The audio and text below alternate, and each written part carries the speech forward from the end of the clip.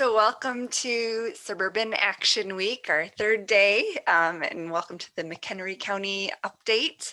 I'm Maggie Sherwinski, an advocacy manager at the Active Transportation Alliance, and today we've got Emily Daucher, the planning liaison from the McHenry County Council of Mayors and Division of Transportation, and Ryan Peterson, the transportation planner from the McHenry County Division of Transportation. And they've got a presentation, and if you have any questions for them during the presentation, please add anything you have in the chat at the bottom of your screen, and then I'll read those off after they finish presenting. So with that, I'll turn it over to Ryan to get started. Excellent. Thank you, Maggie. So as Maggie mentioned, my name is Ryan Peterson. I'm a transportation planner with McHenry County DOT. So during this presentation, we're going to touch on a number of different projects and policies that we've been working on here at the DOT, and then some future projects that we'll be taking on shortly. So before we jump into those projects, I want to touch a little bit on the background of our county. At just over 300,000, we're actually the 6th largest county in the Chicagoland region, also the 6th largest in the state of Illinois. Population is spread out over 611 square miles, with our largest city being Crystal Lake. Our land use and land mix is a little bit of suburban, a little bit of rural. So that obviously poses some difficulties for planning for transportation, especially for transit and active transportation. Some of our transportation network amenities, we have 7 metro stations within the county, 4 PACE bus fixed routes, several regional and statewide trails, including the Grand Illinois Trail, which runs through our northern part of our county, and the Prairie Trail, which runs north-south through our county. We have 1 interstate I-90 that runs on the southwest portion of our county, and several state highways, most notably Route 14 and Route 31. So this is our mode share for our county. Obviously, being a more suburban and rural county, the car is still king.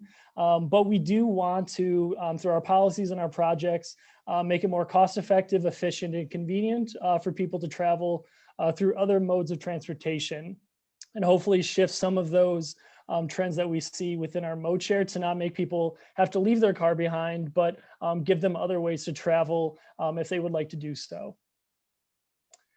So these are the 6 projects and policies that we'll be discussing today. Emily and myself will be discussing these. If you have any questions, feel free to put it in the chat box, and we'll be happy to answer those at the end of the presentation. So the first project that I wanted to discuss is the MC Ride expansion.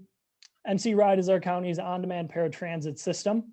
It's a call-in, the name implies, the on-demand is you call and request to be taken from one address to another. And so we partner with Pace Bus to provide this service. And as of January 1st, the coverage area that you see on the left is the current coverage area. We're very excited that we were able to expand it just about 6 weeks ago. Prior to this, it was based on municipalities and townships paying to participate on an annual basis, which resulted in a disjointed system. But with the expansion, the county has shouldered the financial burden for the program. And so we were able to expand it to not only to be county-wide, but also with 7 destination points outside of the county where users can start or end their rides from. And so with this expansion, we were able to provide the service to an additional 146,000 residents, over 22,000 seniors, and over 2,100 households below the poverty line that now have access to this great service. So the next program I want to talk about is the Bike MC for All program. So in 2019, we launched our Bike MC program, which is a countywide bike sharing system similar to Divvy or any other fixed bike share system. The Bike MC for All program is an adaptive bike share program that we're hoping to launch in June of 2022, which would provide 5 different specialized bike types to those with physical or cognitive disabilities, or those with low mobility. It'll operate 2 days a week, and we're partnering with our local bike shop called the Bike Haven, which has locations in McHenry and Woodstock.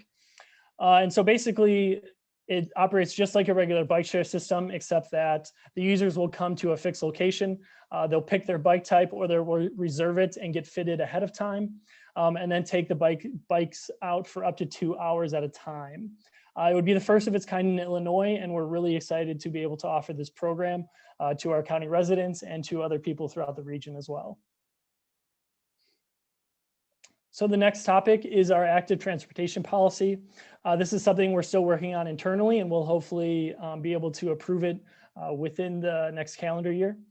So this would basically create a standard that all roadway projects, anything from resurfacing to maintenance to widening, would have on-road and off-road bicycle and pedestrian amenities built into the scope of work.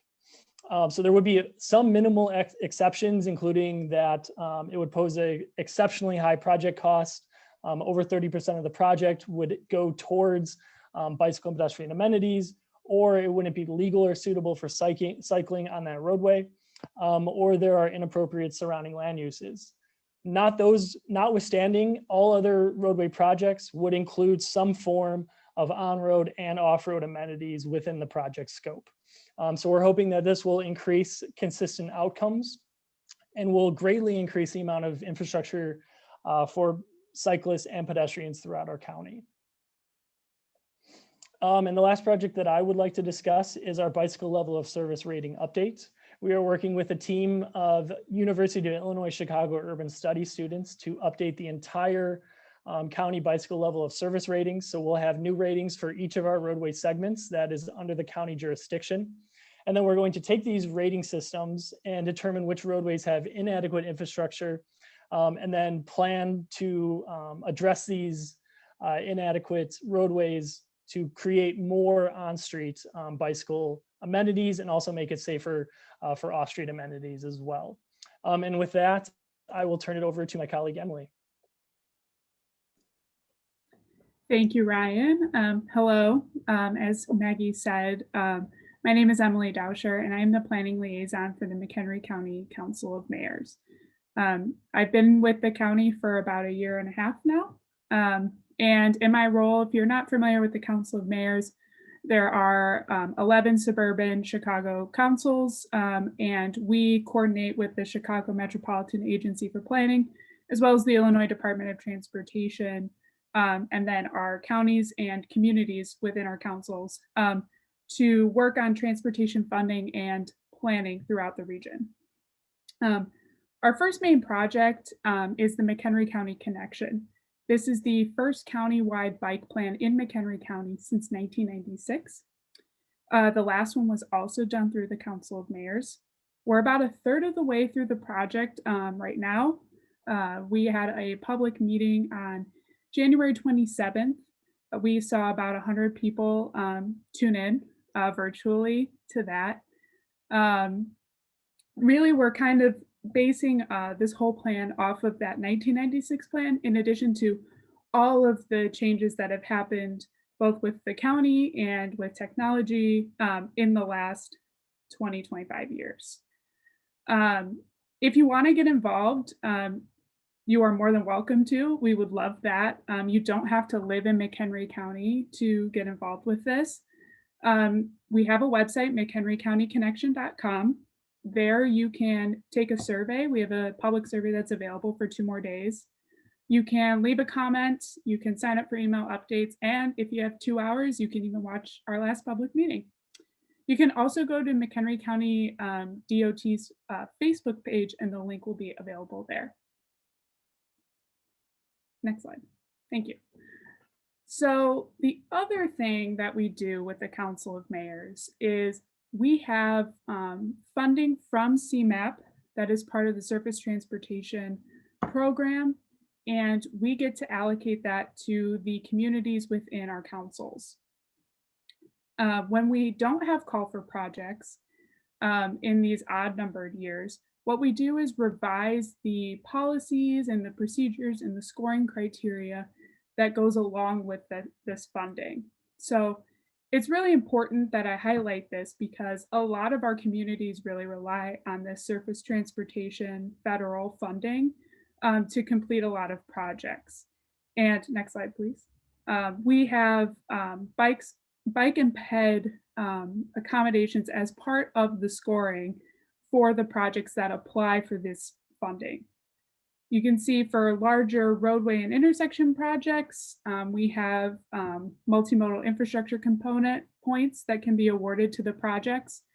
And then for smaller resurfacing projects, there are points for including some sort of bicycle accommodations as part of the project. Right now, we are revising this, so it probably won't look like this come the call for projects in 2022.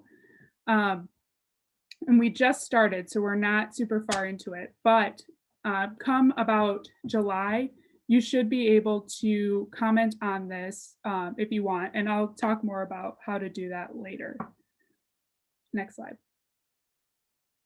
Finally, we do have a number of projects that have been submitted in the current calls for projects that are out there, including congestion mitigation and air quality, or CMAQ, and then the Transportation Alternatives Program, TAP.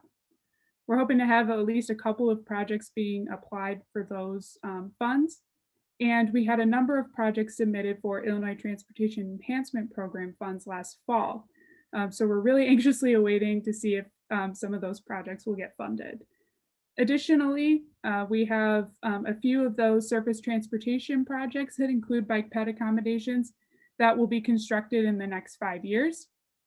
We also have a couple of safe routes to school projects that are ongoing, as well as one ITEP project and a bike path in Algonquin. All of this to say that, we've seen a lot of great feedback from the bike plan from the general public, and we're happy to say that our communities are going after these federal funds and trying to improve bike accommodations within their own communities, which we're really excited about. And we're hopefully able, enabling them to do that through the surface transportation funding. Next slide. So that's pretty much all I have. I know that was really quick, but I wanted to talk a little bit about how to engage in McHenry County. So if you're interested in talking about public transportation in the county, you should definitely come to a public transportation advisory committee meeting. Ryan is part of those, and they would definitely love to hear your feedback about PACE or about MC Ride or anything that pertains to public transportation. If you want to talk more about broader transportation issues or things that belong to county roadways, you can tune into Transportation Committee that is through McHenry County. It's the last Wednesday of every month. And if you want to talk about the bike plan or the STP methodology, you can tune into a McHenry County Council of Mayors meeting. You can also come to a Council of Mayors meeting if you want to talk to about a specific municipality or any other projects that may not be done by the county. Additionally, you can always check out the DOT website, and you can check out the Council of Mayors website. If you Google it, it should come up, and that'll have agendas and meeting information. I should also say the next Council of Mayors meeting, I believe, is March 11th. All 3 meetings have opportunity for public comment, and we would love to see you all there. And we know that our committee and council members would as well. Next slide.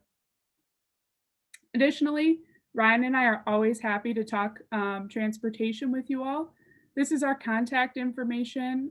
Email us, give us a call, and let us know your thoughts. And that's all I have. So thank you. Thank you, Emily and Ryan. Quick question, Emily, about the committee meetings. Are those all online right now? Or are they in person? Is it a mix? I know the council mayors meetings are 100% virtual. And I believe, and Ryan, you can correct me if I'm wrong, that for the public, they are virtual. The other 2 are virtual as well, right? Correct. Yep. Okay, thanks. All right, so we have a few questions in the chat. So let me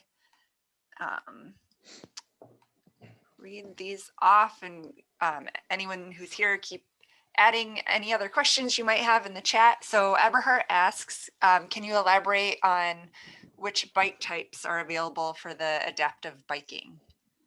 Sure. So we have applied for community development block grant funding, about $45,000, offered by our county community development department, which offers that funding. And so we've applied for 5 different bike types for our first initial launch of the program. We hope to have recumbent bikes, hand cycles, tandem bikes, adaptive tricycles, and then also one electric tandem bike as well. Great. And then Ralph asks, which bike shops are involved in the adaptive bike program? So we've partnered with the Bike Haven, which has locations in Woodstock and McHenry. And that's who's going to maintain, store, and then also help our users get fitted to the bikes prior to them renting the bikes. They've been a really great community partner, but we're also happy to take on any other bike shops that are interested in helping out with the program. Right. And John asks, or he says the bike level of service system is great, sounds great. Can we get the cities and villages to adopt it also? Many of those roadways are woefully inadequate. So unfortunately, we can't adopt anything on behalf of our municipalities, but through this BLOS study, the UIC students will also be looking at local roadways and state roadways. So we'll be able to give that GIS information to our municipalities and say, this is where you might consider, upgrading your on-street accommodations. We also have been using tools like Strava Metro to determine where cyclists are more likely to go and travel, kind of see those desire lines, and then kind of match those with the BLOS to see where people want to ride, but are doing so in unsafe conditions. And so how we can work with our municipalities and upgrade our county roadways to make it safer. And let's see, the next question I see here. Terry is wondering if you will extend the path on Route 14. Yes, so that is IDOT's road. So Route 14 is maintained by IDOT. We have considered, extending that, and I'm sure that will be actually in our next bike plan. I'm sure that will be a recommendation to extend that towards Woodstock because, you have McHenry County Community College. You have one of our biggest municipalities being Woodstock, which is not really connected north of there. And then you also have hopefully some more connections going north to Harvard. So I can't say that we will, but we would love to do that. And hopefully that'll be laid out in our bike plan. And then John asks, who represents Crystal Lake at the mayor's meetings? Yeah, usually that's either Abby Wilgreen, who is the city engineer, or Mike Magnuson. And Eberhard says, wonderful work, you two. Glad that, or blessed to have awesome advocates like you guys in the county. So, and I agree, it's great that I know these two are they care about walking, biking, transit. And so it's great when you know that there are good leaders in your county helping move these projects forward. Another question, a question from Ralph. Where can one find the current bike plan for McHenry? So the 1996 bike plan, it's kind of hard to find. I can send Maggie a link that she can send to you. You might be able to Google it and find it. And then obviously the current bike plan isn't done, but you can go on the McHenry County Connection website. And that's where it'll be posted when it's completed, hopefully sometime in the late summer. Okay, yeah, that's great, Ralph. Okay. Regarding the bike pedestrian plan, have you had a lot of community engagement, like filling out the survey, attending the public meeting? Yeah, we had about 100 people attend the public meeting throughout the course of the 2 hours. It was pretty long, and people seemed really engaged all the way up until the end, which was exciting. And then for the survey, we've had almost 300 people take it, which is also really great. It's up for 2 more days, so if we could actually hit 300, that would be awesome. I think we need like 10 more. So if you're just looking for something to do before Friday, that would be great. It's not too long, and you can fill out as much or as little of it as you want. So and I've gotten some phone calls and emails from people, and we have a public comment section on the website, and we've gotten a lot of feedback from that. I think we have a little over, I don't know, 100, 110 people that have signed up for those updates or left a comment. Great. Yeah, like, so everyone listening right now, go share that survey with someone that you know, so we can get 10 more people. Yes, just 10. Because, and really like having this, it's so great that this plan is happening. And this is really a great opportunity to kind of provide your input and really help shape the plan and what biking, walking will look like in McHenry County in the future. Mm-hmm. And to piggyback on that as well, we're actually kicking off our long-range transportation plan in the coming months as well. So that'll be probably about an 18-month process, all said and done. But that'll be another really great opportunity for engagement and include more like, where we have population growth coming in the coming years and things like that. But we'll also include, bicycle and pedestrian elements, transit elements, and how that kind of cooperates with the rest of our transportation network. And Eberhardt's posted a link to the 1996 bike plan for the county. So thanks, Eberhardt. Another question for you too about just since the pandemic started, what have you seen in the county or what have you heard with people walking and biking or driving? Is it increasing? Is it staying the same? What's happening? Anecdotally, it has increased based on Strava numbers. We have seen a very large increase, and some of that is tied to people actually getting, Strava for the first time and using that application. But we have seen a lot more people out and about utilizing our park system and then getting there through other means besides just driving. So I don't have a figure for you, but obviously that number has increased quite a bit.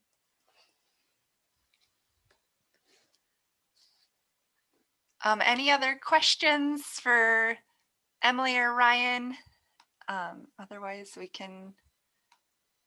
think we can wrap up. Yeah, thank you both so much for all your work and for sharing what's going on. There's a lot of really great projects happening in McHenry County, and yeah, it'll be exciting to see what McHenry County looks like in 5 or 10 years. Eberhardt says recreational biking increased, transportation biking lacking. Mm-hmm. Yeah, and I think that's a very accurate sentiment. Obviously, more people are working from home, so you really didn't see a lot of commuting. And then prior to the pandemic, you really didn't see a lot of bike commuting in McHenry County to begin with. Obviously, by placing strategic, amenities in certain spots, like putting bike parking at our metro stations, putting it in downtown areas, that will encourage people to commute more by bike, but also get out there and ride recreationally as well. So by just placing more amenities, you're going to see both of those increase. And that's what we hope with some of these projects and through our policies as well. Great. Well, again, thank you so much for taking the time to do this. And Emily and Ryan's emails are there in the chat if you wanted to get in touch with them. And don't forget to spread the word about the plan, the survey. So let's get 300 people. Yes. Thank you so much, everyone. All right. Thank you. Thank you.